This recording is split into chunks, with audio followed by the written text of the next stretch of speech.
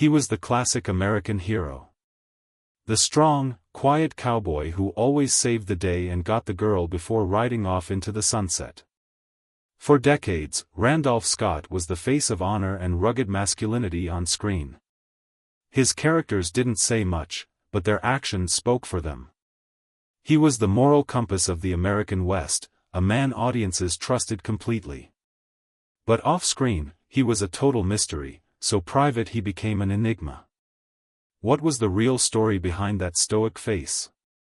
What secrets was he protecting with his silence? For years, whispers have swirled around Scott's private life, especially his incredibly close, near-decade-long relationship with another Hollywood legend, Cary Grant. But there's one story, a rumor that caught fire in his final years, that really got Hollywood talking. A story about a deathbed confession, a final reckoning with a lifetime of secrets. What if that legendary silence was finally broken? What if, at the very end, Randolph Scott decided to tell the whole truth? For decades, Randolph Scott was the picture of the strong, silent American cowboy. His life seemed to be a fortress of traditional values. But what if that silence was just hiding a lifetime of secrets? A persistent rumor claims that just before his death at 89, Scott made a confession that threatened to expose the hidden lives of some of Hollywood's biggest names. A handwritten letter, a final list, a story supposedly whispered from his deathbed. We're going to dig into what Randolph Scott allegedly revealed, the iconic names he supposedly exposed, and the truth behind one of Hollywood's most powerful and enduring mysteries. Before he was a cowboy legend, he was George Randolph Scott, born into a comfortable family in Virginia in 1898. His father was an administrative engineer, and his mother was from a well-established Southern family. Young Randolph was raised with the values of the Old South: honor, duty, and a quiet, reserved personality. He went to private schools, attended Georgia Tech, and then the University of North Carolina, where he played football and discovered a love for acting. When the United States entered World War I, Scott, a deeply patriotic man, didn't hesitate. He enlisted in the army and served in France. The experience changed him, shaping the quiet, observant, and resilient man who would later become a star. He saw real action and learned the kind of stoicism that only comes from facing true danger. When he came home, his old life didn't seem to fit anymore. He worked for a bit in his father's accounting firm, a world of numbers that was a far cry from the drama he wanted. But a chance connection changed everything. His father knew the eccentric millionaire Howard Hughes and gave Scott a letter of introduction to take to Hollywood. That was the start of his journey. His early years in Hollywood weren't exactly a rocket to the top. He took small parts, often without credit, and learned how movies were made from the inside out. He was in comedies, dramas, even musicals. But he found his true home in the Western. He'd been a great horseman since he was a kid, and that, combined with his commanding presence and quiet strength, made him perfect for the genre. He wasn't a flashy singing cowboy like Gene Autry. He was the serious one, the actor who brought a sense of gravity and realism to the frontier. Through the 1930s and 40s, his star just kept rising. He became one of the most reliable and beloved Western actors in the business. On screen, his life was an open book, a clear story of good versus evil. His public image was carefully built to match this persona. He was a Southern gentleman, polite, always well-dressed, and intensely private. He almost never gave revealing interviews, letting his films speak for him. This silence only made him more mysterious. The public saw him as the living version of the heroes he played. But behind the scenes, a completely different story was unfolding, one that would become one of the most whispered about secrets in Hollywood history. The year was 1932. The Great Depression had a chokehold on the world, but Hollywood was still the dream factory. On the set of a movie called Hot Saturday, Randolph Scott's life changed forever. That's where he met a charming, impossibly handsome English actor named Archibald Leach, who the world knew as Cary Grant. At the time, both men were right on the edge of major stardom. Grant had just hit Hollywood and was making a name for himself with his unique mix of charm and athletic grace. Scott was cementing his image as the dependable hero. According to Hollywood lore, the connection between them was instant and deep. They were opposites in many ways, Grant the witty European, Scott the reserved American. But they both felt like outsiders in the flashy world of Hollywood. Soon after they met, the two actors did something very unusual for two rising leading men: they moved in together. They rented a house for a while before getting a beachfront home in Santa Monica they nicknamed Bachelor Hall. This wasn't just a temporary crash pad to save money. It was a domestic partnership that would last, on and off, for nearly a decade. To the outside world, they were just two buddies navigating Hollywood together. But the way they lived together started whispers from the very beginning. Studio publicists worked overtime to sell their relationship as wholesome male friendship. Fan magazines ran glossy photo spreads showing their life at home, pictures of them reading the morning papers at the breakfast table, working out by the pool, or playing with their dogs.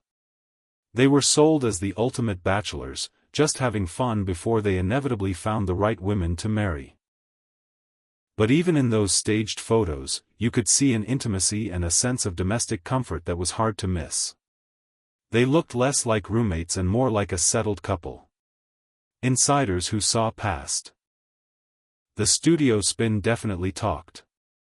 The whispers got louder. Was this just a very deep friendship, or was Bachelor Hall home to one of Hollywood's greatest hidden love stories? Biographers would later study these years looking for clues. Mark Elliott, in his book on Cary Grant, described the relationship as deeply loving. Friends who visited their home noted the comfortable, almost marital vibe between the two men.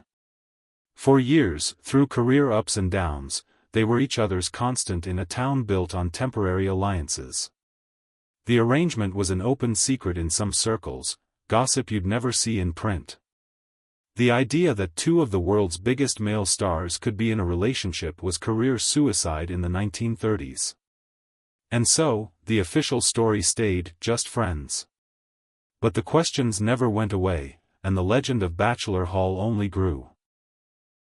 To really get why a secret like the one Randolph Scott and Cary Grant may have been keeping was so serious, you have to understand the world they lived in. The Hollywood of the 1930s and 40s was a kingdom run by a few powerful studios, and the studio heads were kings. They didn't just hire the stars, they practically owned them. When an actor signed a contract, they signed away their life. The studios decided what movies they made, what they looked like, and most importantly, how they acted in public. Every star's contract had a morality clause.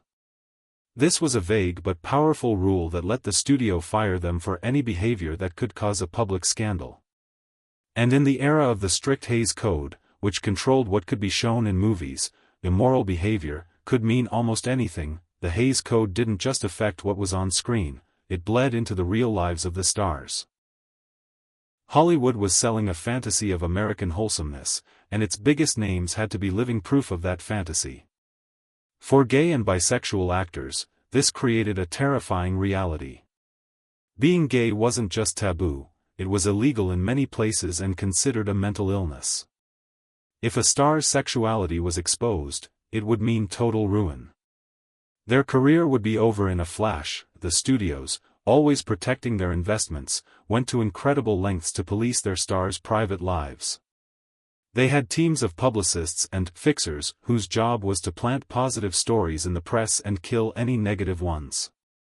If a male star was rumored to be gay, the studio would often arrange a lavender marriage, a fake marriage to a woman, often a closeted actress or a studio employee, to create the public image of a straight man. They would stage dates, leak photos of romantic dinners, and announce fake engagements. It was all a show to keep the truth buried. This was the price of being a movie star. The cost of living your dream was living a lie. Stars were trapped. Every move was watched, and their deepest truths were hidden under layers of publicity. It's inside this pressure cooker that the story of Randolph Scott and Cary Grant becomes so powerful. Their life together at Bachelor Hall was an act of quiet rebellion. They were hiding in plain sight. But the clock was ticking. As their stars got bigger, the pressure to get married and complete the picture of the ideal American man would have been massive. The studios would have demanded it. Living together as bachelors was fine for a while, but it couldn't last forever. The iron grip of Hollywood would eventually force them to choose, protect their secret and their careers, or risk losing everything. For decades, the story of Randolph Scott and Cary Grant was just gossip. A tale told in hushed tones at Hollywood parties, a secret known by insiders but invisible to the public. But as time went on, the whispers started to make their way into books. Historians and biographers began to look past the studio-polished stories to find the hidden truths. One of the first people to lend real credibility to the story was the costume designer Ori Kelly. In his memoir, Women I've Undressed, which was published after his death, he wrote openly about his own long and rocky relationship with Cary Grant before Scott was in the picture. His account painted a clear picture of the secret gay world that existed inside the studio system, providing crucial context for the Grant-Scott dynamic. Biographers digging into the lives of both men also uncovered compelling stories. Mark Elliott's biography of Cary Grant presents his relationship with Scott as a romantic one, citing interviews with friends who saw their cohabitation not as a matter of convenience, but as the great love affair of Grant's early life. Charles Hyam, who wrote books on both stars, also supported the idea of a romance, claiming that many people in their inner circle knew the real nature of their bond. According to these accounts, the famous photo spreads of their home life at Bachelor Hall weren't just for publicity, they were a kind of coded message. To the public, they were just bachelor buddies. But to those in the know, they were a couple, cleverly using the media to document their life together. Film historians also pointed out that while gossip columns of the era never outed anyone, they often used coded language like, confirmed bachelor, to hint at a star's sexuality. Even after they stopped living together, the connection was still there.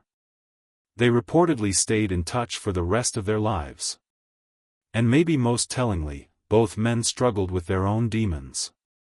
Cary Grant, especially, was known for his battles with depression, even experimenting with therapeutic LSD treatments later in life to find peace.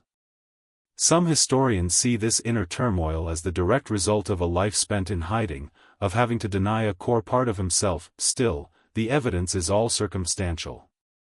There are no surviving love letters, no diaries that confirm a romance. The proof is a mosaic of anecdotes, interpretations, and the powerful visual record of two men sharing a life. It's built from the words of people who were there, like Ori Kelly, and the research of biographers who dared to ask the questions the studios had worked so hard to suppress.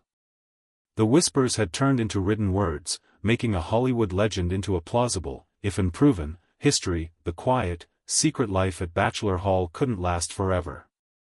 By the early 1940s, the pressure on both Randolph Scott and Cary Grant to fit Hollywood's mold had become too much. They were two of the biggest movie stars in the world, and their status as bachelor roommates was becoming a liability. The whispers were getting louder, and the studios needed to protect their investments. It was time to put on their public faces. In 1934, during a time when he and Scott were living apart, Cary Grant married actress Virginia Cherrill. The marriage was short and rocky, lasting only a few months. After the divorce, he moved right back in with Scott. But this set a pattern. Grant would marry 5 times in his life, and each marriage was picked apart by the press. Were they real attempts at finding happiness with a woman, or were they strategic moves to kill the rumors about his sexuality? Biographers still debate it. Randolph Scott also went the route of marriage. In 1936, he married a wealthy heiress named Mariana DuPont, but that marriage also ended in divorce after just 3 years. For several years after that, Scott was single, and that's when his life with Grant at Bachelor Hall continued.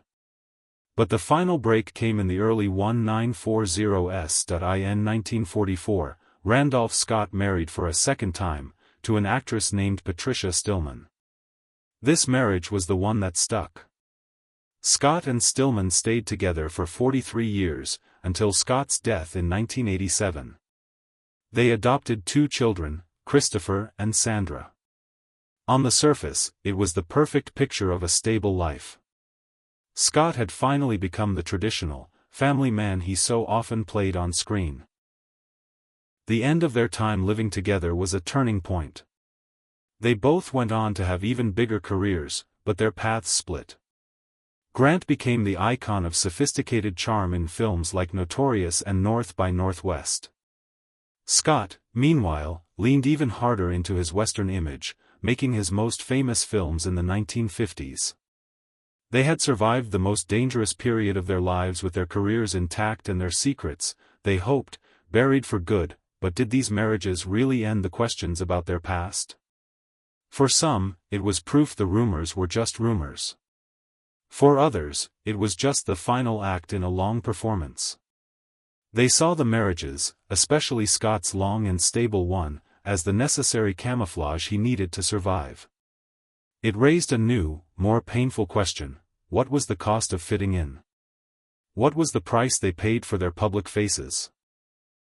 After a career with nearly 100 films over more than 30 years, Randolph Scott did something almost unheard of for a star of his level: he just walked away. After his final film, the 1962 masterpiece Ride the High Country, Scott retired from acting completely. He was in his early 60s and at the top of his game, but he never looked back. That he left the noise of Hollywood for a life of quiet wealth. Thanks to smart investments, he had become one of the richest actors of his generation, with a fortune estimated to be worth tens of millions of dollars. He spent his days on his ranch, playing golf, and living a quiet life with his wife, Patricia. He gave no interviews, made no public appearances, and seemed determined to become a private citizen again. This intense privacy only fueled the speculation that had followed him his whole life. Why disappear so completely? Was he just a man who wanted peace and quiet, or was he guarding secrets so deep that the only way to protect them was to vanish from public life? For 25 years, from his retirement until his death, Randolph Scott remained a Hollywood ghost. Then, as he entered his final years, sick and frail, a new and explosive rumor started to spread. It was the kind of story Hollywood loves, a tale of secrets and last-minute confessions. The rumor claimed that Randolph Scott, maybe on his 80th birthday or even on his deathbed, had finally decided to break his lifelong silence. The story had a few different versions.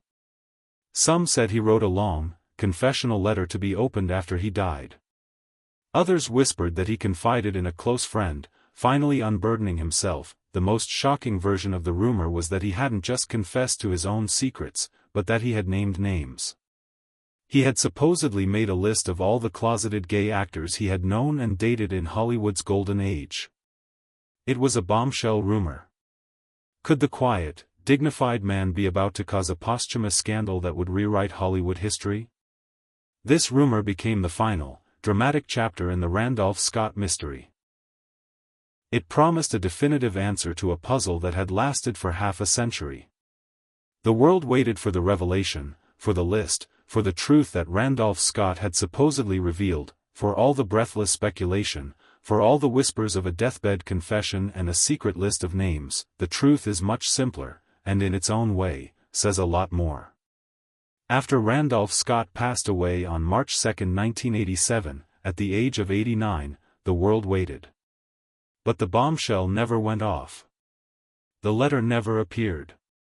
The list of names was never found. Biographers and historians who have spent years going through Scott's life and papers have found absolutely nothing to support the claim. There is no credible evidence, no reputable source, not one first-hand account that says Randolph Scott ever revealed the names of stars he dated. His personal papers, which were left to UCLA, contained no such confession. His family and those closest to him in his final years have never confirmed the story. So where did this rumor come from? It seems to be a piece of modern folklore, a legend born from our desire for a clean ending to a complicated story. The idea that, at 80, Randolph Scott revealed is a powerful headline. It fits perfectly into the world of old Hollywood secrets and promises a shocking payoff. But it's most likely an urban legend, probably born on the internet, that blended the known facts of Scott's life, his privacy, his friendship with Grant, with a dramatic, fictional ending. The real revelation wasn't what Scott said, but the fact that he said nothing. He took his secrets with him. His silence to the very end is the real story. It isn't about a last-minute confession, it's about a lifetime of discretion. The only truth Randolph Scott revealed was a powerful testament to how oppressive old Hollywood could be. His silence speaks volumes about the fear that shaped the lives of so many stars from that era. He never confirmed or denied anything about his relationship with Cary Grant, leaving us with a puzzle that can never be truly solved. The deathbed confession is a myth, but it's a myth that points to a deeper truth, our endless fascination with what was hidden behind the silver screen. In the end, the story of Randolph Scott isn't about a scandalous list or a dramatic confession. It's a much more human, and arguably more tragic, tale. It's the story of a man who became a symbol of American masculinity while possibly living a life that his fans would have condemned. It's a story about the brutal power of the studio system and the social pressures of a different time. It's a haunting reminder of the price of fame, a price that was often paid with your own identity. The enduring mystery of Scott and Cary Grant's relationship is a powerful symbol of the hidden history of Hollywood. Whether they were lovers or just incredibly close friends, their bond was clearly one of the most significant relationships of their young lives. The fact that it had to be hidden, explained away, and eventually broken up for the sake of their careers is a tragedy. Their story shines a light on the painful gap between the perfect images sold to the public and the complex, often heartbreaking, realities of the people behind them. Randolph Scott lived his life with a profound sense of dignity and privacy. He built a wall around himself that held strong until the very end. The myth of his final confession is maybe just our way of trying to peek over that wall to finally understand the man. But the truth is, he never let us in. He remained, to the last, the strong, silent type. And in that silence, we can hear the echoes of all the untold stories of old Hollywood, a powerful legacy of a truth that was forced to remain a secret. What do you think? Was Randolph Scott's lifelong silence a sign of incredible self-control, or a tragedy of the times he lived in? Let us know your thoughts in the comments below. Thanks for watching.